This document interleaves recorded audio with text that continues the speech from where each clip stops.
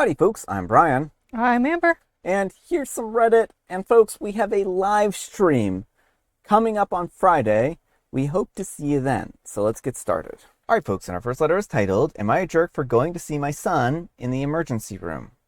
A couple of months ago, my wife divorced me despite 15 years of marriage. We have 3 children together, and it was supposed to be my weekend with the kids. My oldest, age 14 male, was feeling ill, and his back was hurting, to the point where he had to go to urgent care. My ex-wife and I discussed what to do, and we decided that I would take the other 2 children for the day, and she would take him to urgent care. Well, urgent care said that he needed to go to the children's emergency room. So, throughout the day, I was getting updated texts from my ex-wife about her son. Since the divorce, I've been living in a small apartment, too small for me to have the kids overnight. So, around 7 o'clock that night, they go back with their mom for the night, and then I pick them up on Sunday morning after church. This time, they were picked up by their grandparents to spend the night because my ex-wife was still at the emergency room with our oldest son. After dropping off the kids, I went to the emergency room where my son was. I did not think to announce this plan ahead of time.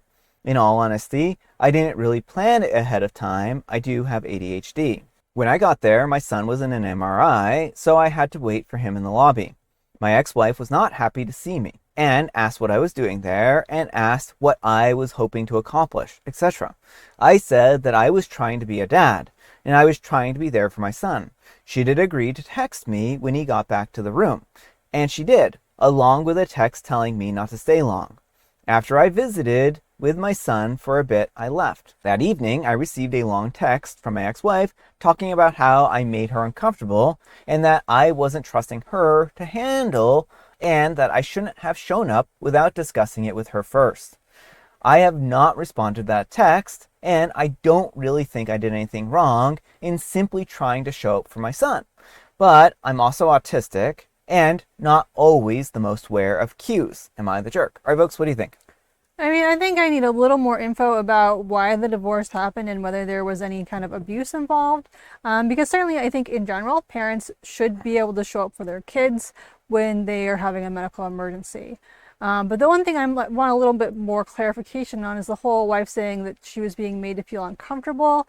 Like, what was OP just existing in her space making her uncomfortable? Or was there some kind of history that would actually be like, oh, I'm in the same space as someone who did something terrible to me and I am having a hard time dealing with this?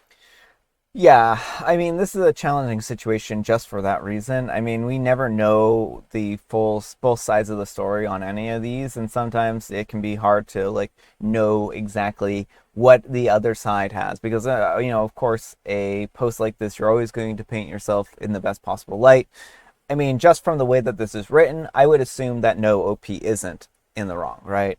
If OP is leaving out information like, oh, I was abusive, or oh, I was always doing things to make my wife uncomfortable, or I was always demeaning her ability to take care of the children, or any number of things, then yeah, that changes the story entirely, right? But if this is just a matter of she's uncomfortable, well, too bad, so sad. Your son's also uncomfortable and probably wants to see their dad, right? Yeah, well, that's the thing. Just not liking someone is not reason enough to keep them from seeing their child. Yeah. So, again, details are important here. When I looked through this, I didn't see any comments from OP, so unfortunately, we don't have that other half of the story here.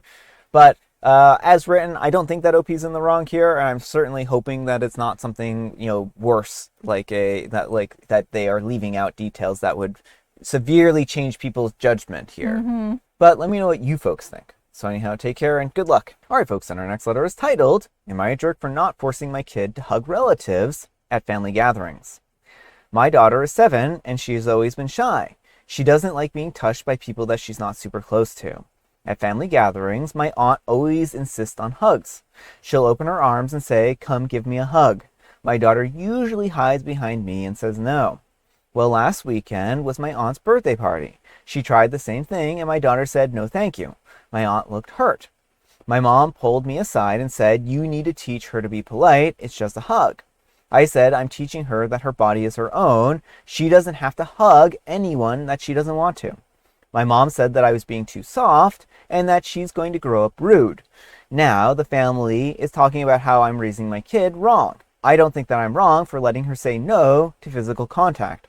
But they're making me feel like I'm ruining her. Am I the jerk? All right, folks, what do you think? No, absolutely not the jerk. I think Opie is doing the right thing. It is very important for children to have control over their own bodies as much as possible and to be able to give and rescind consent for things, you know. It's really frustrating the way people treat small children like they're just playthings and not really their own autonomous individuals. I understand that the aunt wants a hug, but her desire for a hug is less important than OP's daughter's desire to feel safe and comfortable. I understand the aunt feeling hurt and disappointed, right? I mean, it's never fun when when you feel like a kid isn't that close to you, and you really want to be close to a kid, and that is always a problem. But kids are people, and they deserve to have a right to their own personal space. And when you teach a kid that it's all right for people to, violate their personal space and they have no say in it, that's how people get raised to believe that abuse is okay, right? Mm-hmm. And it starts, of course, very young. Kids can get groomed into these behaviors where they think, well, I mean, it's just a hug, or it's just this, or it's just that. And right? It's rude to say no. It's like saying no, thank you. That's perfectly polite. As an adult, if you don't want to do something, you can say no, thank you. It shouldn't be any different with children. Yeah. So while I understand, again, the aunt's disappointment, I would feel terrible if I were in her position and demanding affection from a kid, right? Like, we have a neighbor who has a child who, for whatever reason or another, she's very, very shy and she doesn't like strangers, right? And we'll say hi and they'll hide behind their parents, right? And their parents are very well-meaning. And they'll be like, well, why don't you say hi back? And I'm like, no, don't force the kid, that they're uncomfortable, they don't need to be, pushed outside of their, boundary here, right? Yeah. Like, eventually the kid will probably warm up and that's fine, right? But there's no need to force the child to, do something that they're uncomfortable with. Well, and to something you were saying about the closeness, like that's not even true closeness. That's, you're forcing this idea, but if the kid is actively not wanting this, like you're not endearing yourself to them, if you want to build a relationship with this child, then listening to them is one of the best things you can do, and violating their boundaries is one of the worst things you can do. Yeah. And so I feel bad for this kid if they're going to be forced into these kinds of situations, and I just don't think that's right. I think that the kid deserves to have their own bodily autonomy and that they shouldn't be forced to do things that they're not comfortable with, physically wise, right? I mean, there are, of course, always going to be things that you're forced to do that you're not comfortable with doing, like going to school maybe, or other things, or going to the dentist, right? But those are things that are, mandatory and they're required. Here is a thing that should not be forced upon somebody. Affection should not be a mandatory or forced thing.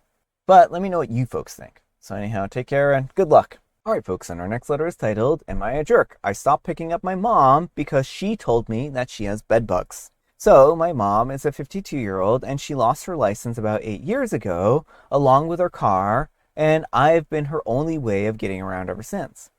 I've asked her to use public transportation for certain appointments, and I've also offered to take her to and from work if she were to get a job, so that she could save up and pay for her license fines and maybe get a vehicle of her own. She is not willing to do either, unfortunately. For example, when I gave birth to my last baby, I told her that she would need to set up other transportation while I was recovering. She didn't. And not only that, but she blew up on my phone telling me that she needed me and that she was going to starve without groceries. Well, I ended up driving to get her to the store because she refused to go with anyone else. So fast forward to 6 weeks ago, my baby is 8 months old, and my mom texts me to tell me that she found bedbugs in her apartment. I told her that she would need to get rid of them before I could pick her up again because I don't want to risk having them hopping from her purse into my car. I did a bunch of research on bed bugs, and my husband and I have just decided that it's not a risk that we are willing to take, especially with an infant.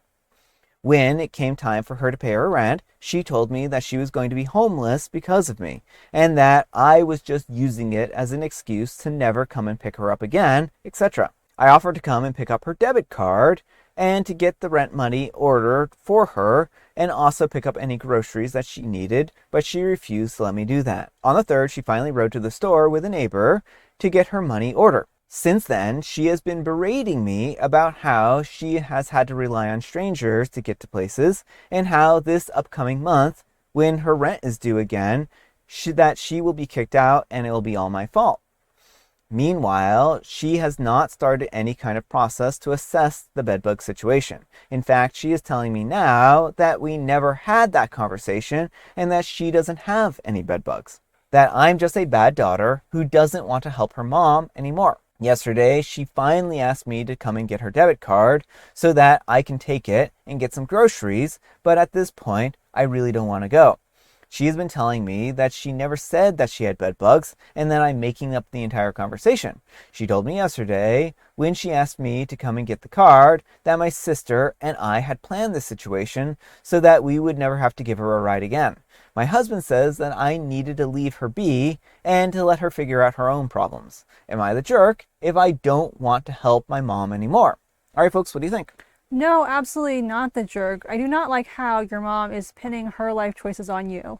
If she were to become homeless because of this situation, it would not be your fault. It would be her fault because of her choices. Bed bugs are very hard to get rid of, and so you do not want that pest infiltrating your home, and until her house has actually been professionally treated and made sure that all the bed bugs are gone, she shouldn't be getting rides with anyone, really, because it's just going to spread. Well, and on top of that, I think that this is a landlord situation where the landlord needs to be advised that there are bed bugs in the property, and the landlord should be covering the cost of extermination, right? So this isn't even something that she needs to cover the cost of. This is something that the landlord will very likely have to take care of on their own and call an extermination service and to get everything packed up and, taken care of. So I don't know why she's delaying on this, because the longer she waits, the worse that this, bed bug infection is going to be. And the more that the landlord is probably going to be upset that she didn't inform them right away. Bed bugs, they're, hard to get rid of, but they're even harder the longer you wait. So she needs to tell the landlord ASAP and get an exterminator out there so that they can start to take care of the situation. I mean, I understand that she's upset about this, but this is literally her problem at this point in time. Next, she's gaslighting OP. This is like the very definition of gaslighting. She's claiming that they never had this conversation. She's trying to say that OP's crazy and that she's just making things up. And that's very much the definition of gaslighting. She needs to not gaslight OP. It's abusive and it's emotionally manipulative. And I think that OP doesn't have to help her. It's very nice that they are willing to some degree, but also I can understand why they're so exhausted of this person who is, being abusive towards them and trying to convince them that they're being, that they're crazy because they're not helping their mom, right? Well, in general, it seems like the mom has never taken OP's well-being into consideration at all. Like, OP just gives birth and the mom's like, I need you to get me groceries and help me pay my rent or I'm going to be homeless and it's going to be your fault. Like, that is emotional manipulation at its finest. And so, OP, I think taking some time and space from your mom is a very healthy thing to do. But let me know what you folks think. So anyhow, take care and good luck. All right, folks, and our next letter is titled, Am I a Jerk for Taking an iPhone 18 that I found on a busy street to a secure location 6 blocks away?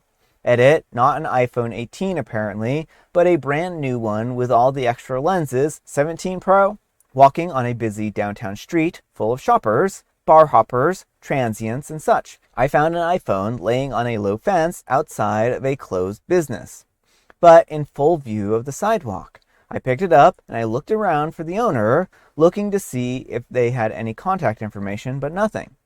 I couldn't find an emergency number and Siri wasn't activated, so I couldn't find out whose phone it was. I took photo of my phone number and my location so that they could find it if they checked their photo cloud. Well, rather than leaving it there, where petty crime is pretty common, I grabbed it and I walked to a nearby church where I was attending a wedding. I waited out in front of the church for like 30 minutes as they started to find my phone once I arrived there. 90 minutes afterwards, I found it, and we saw the owner frantically looking around the church vestibule and approached him with the phone. He was mad that we had picked it up and said that it ruined his day having to track us down. He named several places that he thought he had left it, all several blocks away from where I found it. Should I have just left it, I can almost guarantee that it would have been picked up by someone far more nefarious. All right, folks, what do you think? No, not the jerk. I mean, the sad thing is that if you leave an expensive phone out, it's gone. You know, even in relatively safe places, you know, it's just they can sell for big money. People see it as easy money and they will take it. So, I mean, I understand his frustration, but I feel like he's taking his frustration out on the wrong person because, you know, OP was trying to keep it so his phone didn't get stolen. He would be having a lot worse of a day if the phone had been stolen. You know, I think that OP did the right thing. I think that this person was just mad and embarrassed that they lost their phone and that they're taking it out on OP, and that's unfair. OP did the right thing, and I think that they are a good person, and they, you know, I wouldn't fault them for doing what they did. Now, if they had tried stealing the phone or wiping it or any number of things, yeah, that would make them a bad person. But it was clear that they were trying to find the owner of this phone and in good faith.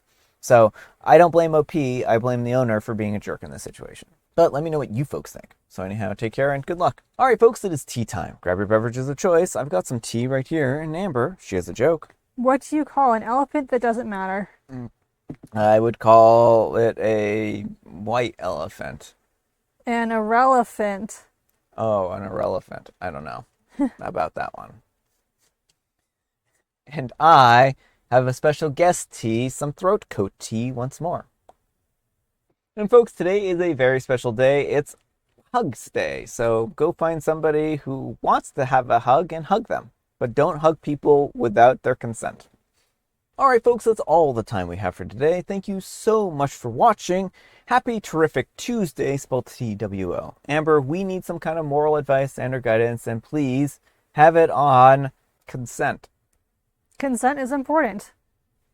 I mean, consent is important. Always getting people's consents before doing things to them. But thanks so much for watching, and we'll see you all tomorrow. Bye.